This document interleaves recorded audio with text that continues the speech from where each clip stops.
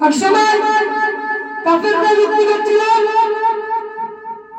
নবীকে মক্কায় করার জন্য।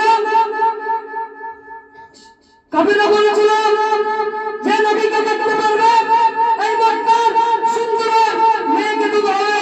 সেই সময় কেউ হাত তুলেছিল না। ওমর ফারুক রাদিয়াল্লাহু তাআলা তিনি হাত তুলেছিলেন, আমি নবীর গন্ডালকে দেখতে যাব। ওমর ফারুক রাদিয়াল্লাহু তাআলা লঙ্কা তলোয়ার নিয়ে হাঁটছিলেন, লঙ্কা তলোয়ার নিয়ে যাচ্ছেন। নবীর মাথা দেখাবেন, নবীর গন্ডাল দেখাবেন। কি সেই নবী, কি সেই নবী, সেই নবীকে আমরা পেয়েছি, সেই নবীর গন্ডাল দেখাবেন। রাস্তাটা লোককে দেখালো, এক সাহাবীকে দেখালো, হে ওমর তুমি লঙ্কা তলোয়ার নিয়ে কোথায় যাচ্ছ?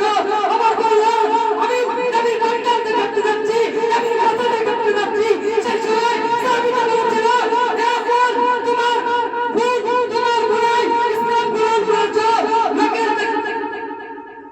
তোমার বোনাই ইসলাম গ্রহণ করেছে, তুমি না তাদেরকে না শুনলে তুমি নবীর গন্ডাল দেখতে যাচ্ছ।